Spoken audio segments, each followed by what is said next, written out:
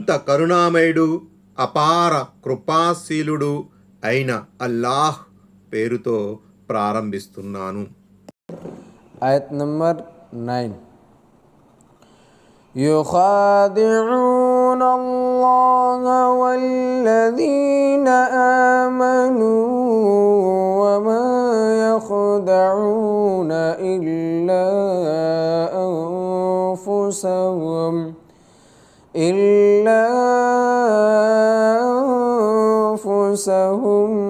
وما يشعرون. ఆయత్ నంబర్ 9. వారు అల్లాను విశ్వాసులను మోసపుచ్చుతున్నారు, అయితే వాస్తవానికి వారు స్వయంగా తమను తామే మోసపుచ్చుకుంటున్నారు, కానీ ఈ విషయాన్ని వారు గ్రహించడం లేదు. ఆయత్ నంబర్ 10. ఫీ ఖులూబిహిం మరదున్ ఫజాదహుముల్లాహు మరదా వలహుం అదాబున్ అలీముం బిమా కానూ యక్జిబూన్. ఆయత్ నంబర్ 10. వారి హృదయాలలో రోగం ఉంది, ఆ రోగాన్ని అల్లా మరింతగా పెంచాడు. ఇంకా వారు చెప్పే అబద్ధం మూలంగా వారి కొరకు వ్యధాభరితమైన శిక్ష ఉంది. రోగం అంటే అర్థం ధిక్కార రోగం, కాపట్య రోగం. దాన్ని నయం చేసే ఉపాయం కనుక ఆలోచించకపోతే అది రోజు రోజుకు పెరుగుతూ పోతుంది. అలాగే అబద్ధాలు చెప్పడం, డాంబికాలు పలకడం కూడా కాపట్య లక్షణాలే. అందుకే అసత్యాలకు, కల్లబుల్లి మాటలకు కడు దూరంగా ఉండాలి. ఆయత్ నంబర్ 11. وَإِذَا قِيلَ لَهُمْ لَا تُفْسِدُوا فِي الْأَرْضِ قَالُوا إِنَّمَا نَحْنُ مُصْلِحُونَ. ఆయత్ నంబర్ 11. భూమిలో కల్లోలాన్ని రేకెత్తించకండి అని వారితో అన్నప్పుడల్లా మేము దిద్దుబాటుకు ప్రయత్నించేవారం మాత్రమే అని వారు సమాధానమిస్తారు. ఆయత్ నంబర్ 12. అలా ఇన్నహుం హుముల్ ముఫ్సిదూన వలాకిన్ లా యష్ఉరూన్. ఆయత్ నంబర్ 12. జాగ్రత్త, నిజానికి కల్లోల జనకులు వీరే, కానీ వారికి ఆ విషయం తెలియడం లేదు.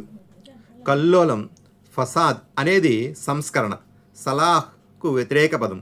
అవిశ్వాస వైఖరి ద్వారా, వంచనపూరితమైన చేష్టల ద్వారా లోకంలో అరాచకము, అశాంతి, అలజడులు చెలరేగుతాయి. దైవ విధేయత విధానాల ద్వారా సుఖశాంతులు వెల్లువిరుస్తాయి. తరతరాలుగా, యుగ యుగాలుగా కపటులు చేసిందల్లా ఒక్కటే, కల్లోలాన్ని వ్యాపింపజేయడం, చెడులను ప్రాచుర్యంలోకి తీసుకురావడం, దేవుని హద్దులను అతిక్రమించడం.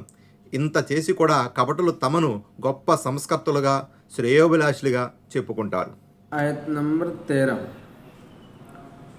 وَإِذَا قِيلَ لَهُمْ آمِنُوا كَمَا آمَنَ النَّاسُ قَالُوا أَنُؤْمِنُ كَمَا آمَنَ السُّفَهَاءُ أَلَا إِنَّهُمْ هُمُ السُّفَهَاءُ وَلَكِنْ لَا يَعْلَمُونَ. ఆయత్ నంబర్ 13. ఇతరులు అంటే ప్రవక్త ప్రియ సహచరులు విశ్వసించినట్లే మీరు విశ్వసించండి అని వారితో చెప్పినప్పుడు, మూర్ఖులు విశ్వసించినట్లుగా మేము విశ్వసించాలా అని వారు ఎదురు ప్రశ్న వేస్తారు. తస్మాత్, ముమ్మాటికి వీరే మూర్ఖులు, కానీ ఆ సంగతి వీరికి తెలియడం లేదు.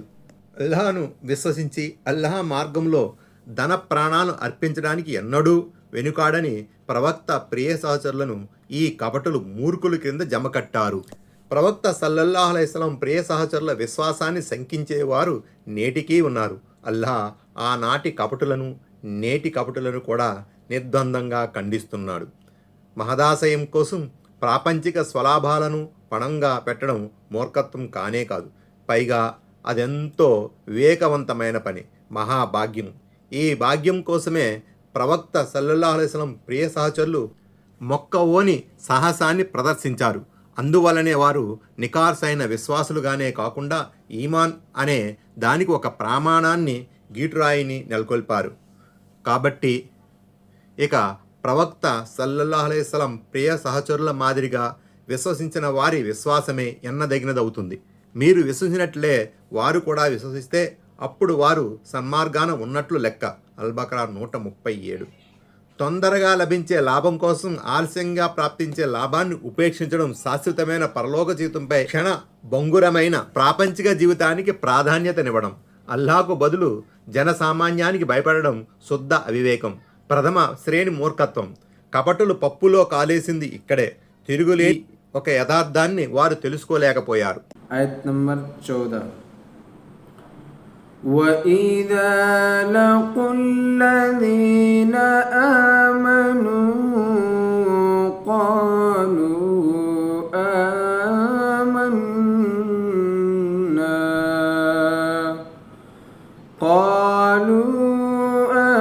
آمَنَّا وَإِذَا خَلَوْا إِلَى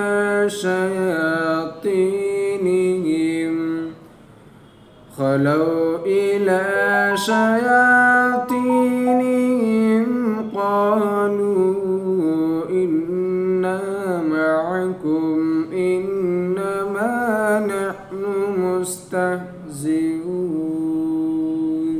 ఆయత నంబర్ 14.